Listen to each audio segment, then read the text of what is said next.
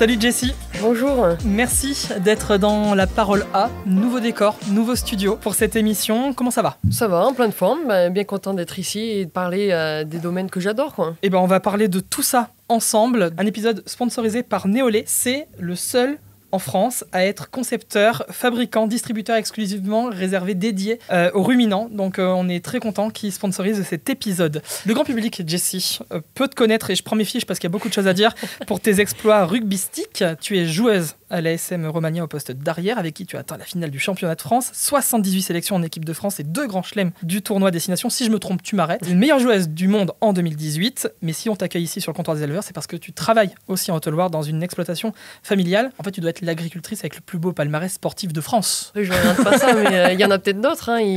Peut-être qu'ils ont des talents cachés, ils le savent pas. Dans un premier temps, on va parler de ton parcours. Comment on passe des terrains de rugby aux terrains agricoles ? C'est fait, on va dire, un peu par hasard. Après mon année de troisième, je voulais partir dans l'agriculture parce que j'ai baigné dedans depuis mon plus jeune âge. Mes parents sont agriculteurs, et je voulais faire des études agricoles. Bon, pour l'anecdote, j'étais au foot avant et j'étais repérée pour aller dans une école de foot à Nord-Allier. Sauf que l'agriculture et le foot ne correspondaient pas en fonction de mon planning. Je dis, tant pis, je vais au lycée agricole de Brioude-Bonnefond, qui est à côté de la maison. Et... Ah, l'idée, c'était d'abord de choisir l'agriculture avant le sport. Ah oui, moi, c'était d'abord les études, parce que je savais dorénavant que le sport est très peu médiatisé, on ne pouvait pas en vivre. Moi, c'était axé vraiment les études. Et après, on va dire que le sport, c'était du loisir. Bon, je suis assez compétitive, donc j'aimais ça, mais c'était pas du tout le rugby ou le foot de sportif de haut niveau. Et c'est au lycée agricole qu'on t'a encouragé à te lancer dans le rugby. Au lycée agricole, on avait ma première année, mon premier jour, c'était initiation rugby obligatoire pour toutes les secondes. Donc du coup, c'est là où j'ai découvert le rugby. C'est quand même sympa. D'autant plus que le rugby féminin, c'était peu médiatisé, peu répandu. Après, il y avait un peu les étiquettes aussi, c'est pas fait pour les filles ou des choses comme ça. Donc du coup, c'était une bonne initiative de leur part. Et depuis, j'ai pas quitté le milieu ovale. Entre tes 20 et 30 ans, est-ce que tu as eu le temps de penser à la ferme, à l'exploitation, ou est-ce que ça t'a manqué ? Oui, complètement.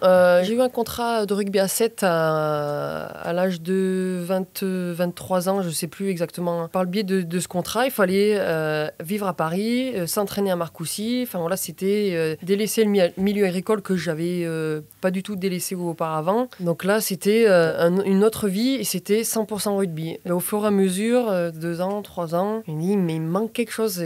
Je suis pas dans mon élément et c'est vrai que la dernière année de rugby à 7 a été très compliquée parce que je revenais occasionnellement ici quelques jours sur l'année et au final je me suis rendu compte que ça me manquait, tout me manquait, l'agriculture, mes montagnes, la nature, voilà, tout ça est revenu remuer un peu mes esprits et j'ai arrêté mon contrat à 7 et je suis revenu en 2019 sur la ferme. Et justement, dans l'agriculture, qu'est-ce qui te manquait le plus ? C'est la nature. Moi, j'aime être dehors, la liberté, parce que je me lève le matin, je sais les tâches qu'il faut faire, mais c'est moi aussi qui m'organise en fonction de mon quotidien. Et les animaux, être avec les animaux, ça me manque. Moi, c'est mon bonheur quotidiennement de voir les animaux, d'être avec eux, de leur parler, Comme je dis, c'est un peu mon oxygène. C'est fou ce qu'ils peuvent nous rendre heureux. C'est vrai que moi, des fois, quand je suis avec eux, des fois, je prends de la hauteur, je me dis, mais tu te rends compte l'instant que tu viens de passer avec cet animal, tu pensais à rien d'autre, en fait. C'est vrai que c'est des moments inoubliables et qui peuvent nous donner le sourire et le bonheur. Donc c'est vrai qu'il y a plein d'aspects qui m'ont manqué.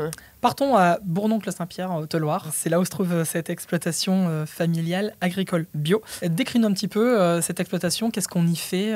Quelles sont aussi les bêtes, le cheptel qui est présent sur place ? C'est une exploitation vache laitière avec 65 vaches laitières. Principalement, on va dire de race Holstein, mais on fait aussi des croisements pour avoir une plus-value et pour renforcer aussi les races qui sur leurs inconvénients. 280 hectares, on a des céréales, on a 60 hectares de céréales. On en a autant on fait de la prairie, tout ce qui est luzerne, et après le reste c'est de la prairie naturelle ou temporaire pour nourrir les animaux. On est 100% autonome. Dans notre autonomie, on fait du foin, les animaux sont nourris au foin, les vaches laitières en silage d'herbe et foin. Vu qu'on est en bio, on n'achète pas tout ce qui est engrais, pesticides, des choses comme ça. Les animaux et nos cultures s'en portent d'autant bien. Ça a été un processus évident. Mes parents étaient en conventionnel avant. Mon papa a décidé de passer en bio parce que j'ai perdu ma maman assez jeune. Et lui, ce qui l'a percuté, c'est de voir des enfants malades dans les hôpitaux. Et il dit au professeur, mais les jeunes, pourquoi ils sont malades? Ils doivent pas être là, ils sont en pleine vie, pleine croissance. Il dit, c'est les paysans sur les pesticides, sur tout ce que vous mettez et tout. Ah, ça a été à ce moment-là où il y a eu le déclic. Et du coup, mon papa, il a eu le déclic, d'autant plus que ma maman, elle a été atteinte d'un cancer. Donc du coup, il y a d'autant plus le déclic. Et en 2010, on passe en bio. L'autonomie s'est installée parce que en bio, les achats sont d'autant plus chers. Donc petit à petit, on a créé le bio, l'autonomie. Et maintenant, c'est une exploitation qui tourne, on va dire, très très bien. Ça ressemble à quoi une journée type chez Jessie Trémoulière? S'il y a une journée type, je sais pas d'ailleurs. Si, oui, une journée type internationale, c'était le matin, je me levais pour la traite. Après, je faisais le boulot jusqu'à 10h30. Je quittais la ferme, j'allais à la séance de muscu jusqu'à 11h midi. Après, parce que la ferme, c'était pas suffisant pour se muscler? Non, c'était pas, c'est pas les mêmes, on va dire, renforcements musculaires. Des fois, je leur ai dit, mon prépa, je me muscle tous les jours à la ferme. Il me dit, oui, d'accord, va soulever des barres.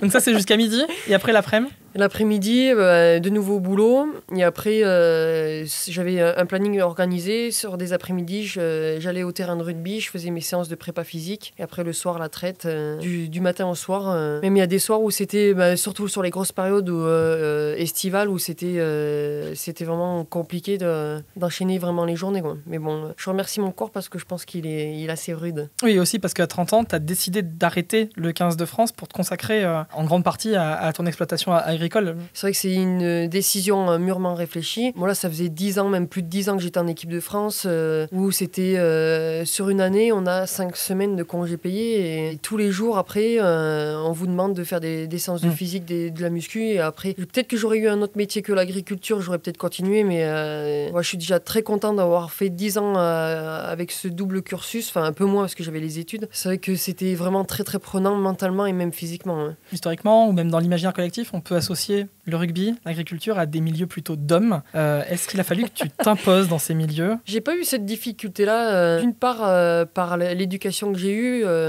mon papa ou ma maman m'a jamais mis aucune barrière. J'avais fait du foot quand ma maman était là, m'a jamais mis de barrière. Après, j'ai fait des choix, le rugby et l'agriculture. Mon papa, il m'a jamais dit non, c'est fait pour les hommes.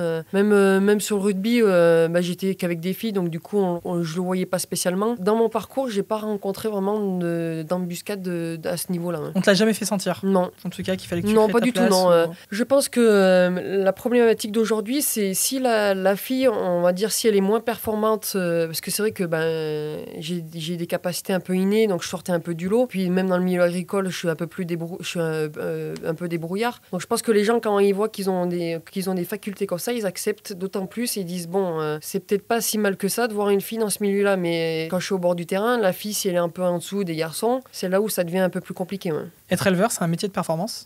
Oui, il y a de la performance, mais il y a aussi de la rigueur, il y a l'abnégation, il y a de la remise en question, il y a l'adaptation. Enfin, il ne faut pas voir la performance aussi comme un sportif, parce que nous, on a besoin du résultat. Même dans l'agriculture, on a besoin du résultat, mais moi, j'aime bien aussi avoir la qualitative. C'est bien beau d'avoir la quantitatif, mais si au final c'est pour avoir entre guillemets un produit, un mauvais rendu, un mauvais résultat, un mauvais produit. Voilà, exactement. Pour moi, on va dire, ça va être un échec pour moi. Donc la performance, mais à juste titre. J'ai vu qu'il y avait un sujet qui tenait très à cœur, c'est celui des circuits courts. Aujourd'hui, tu jugerais ça comment? Est-ce que déjà le circuit court, malgré tout, il est très favorisé, et surtout comment l'éleveur peut favoriser aussi le circuit court? Ouais, c'est vrai que je le défends parce que on y est un peu dedans aussi, on fait un peu du circuit court quand j'ai l'occasion de le faire. Je le défends parce que j'ai envie que les consommateurs ils mangent sain, de la bonne marchandise, que ce soit tout ce qui est lait, viande ou maraîchage. Cet aspect qualitatif que tu citais. Ouais. Exactement. Nous, on nous dit, je prends l'exemple, un sportif de haut niveau, on nous demande de bien manger. Ok, mais de bien manger, mais si tu mets entre guillemets de la malbouffe dans ton moteur. Je prends l'exemple d'une voiture. Si tu roules en diesel, tu mets une essence. Désolé, mais tu vas pas aller bien loin. Et l'alimentation, elle est essentielle à notre vie. En achetant notre alimentation, on achète aussi notre santé. Et on voit que la santé, aujourd'hui, elle coûte cher et elle est primordiale. Si nous, on n'a pas de santé, moi, j'aurais pas fait tout ce parcours. Je ferais pas tous les objectifs que j'ai demain et les jours à venir. C'est...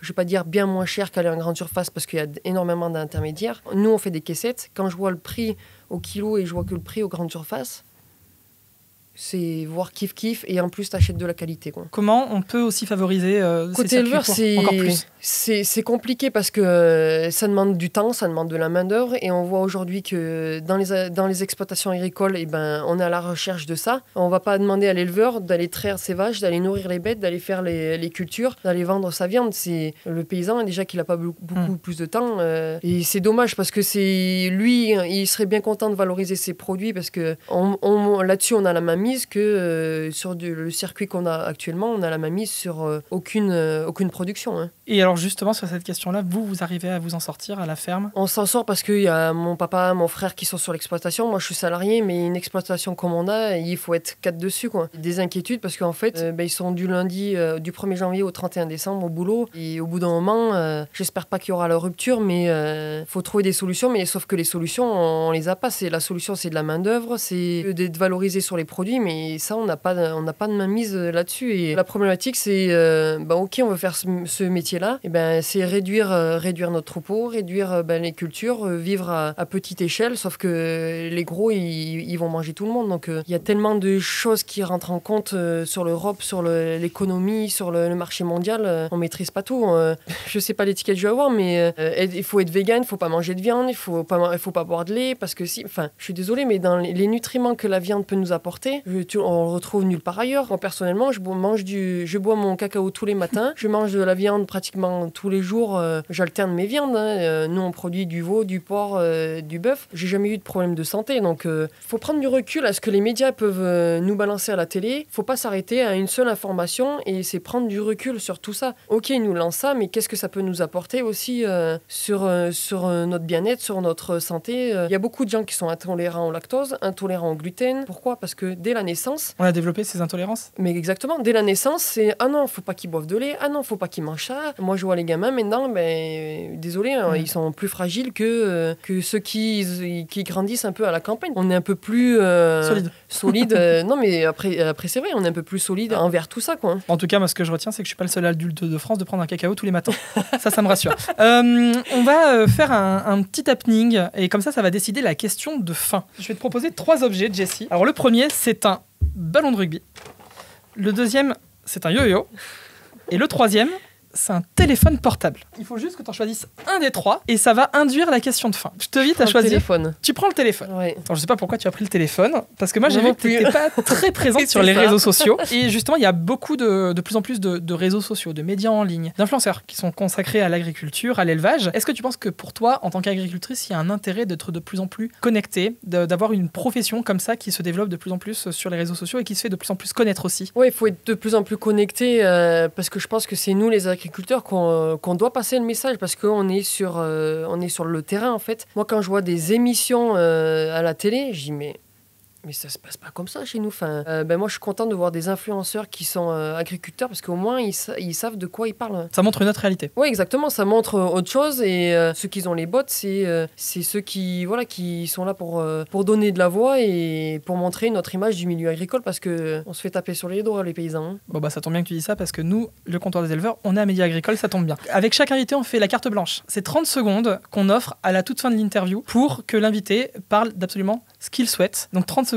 où personne ne te coupe. T'aimerais parler de quoi, Jessie ? J'aimerais parler un peu de tout ça, là, du téléphone, de tout ce qu'on vient d'un peu de dire. Les consommateurs, ils ont un pouvoir, s'ils veulent, entre guillemets, sauver l'agriculture, s'ils veulent promouvoir les circuits courts, d'aller d'aller acheter de la viande en grande surface. Vous achetez pas votre santé et c'est d'autant plus valorisant pour le consommateur et l'éleveur d'aller acheter en circuit court. Donc c'est vraiment le consommateur, et je l'insiste parce qu'ils ne s'en rendent pas compte, qu'ils ont le pouvoir entre les mains, ils ont le pouvoir d'achat. Donc aux consommateurs, on dit manger local et aux éleveurs, on dit dites encore plus aux consommateurs de manger local.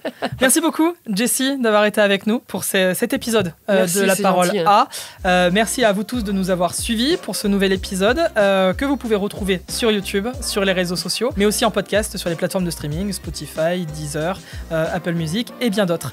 On se retrouve très rapidement pour un nouvel épisode. Merci encore à Néolé d'avoir sponsorisé ce podcast de La Parole A. Et moi, je vous dis à très vite. À bientôt. C'est tout bon ? Ouais, ça vous a plu ? Ça passe vite, hein ? Ah bah ouais, ça passe vite. Même sur ça, j'aimerais parler de beaucoup de choses.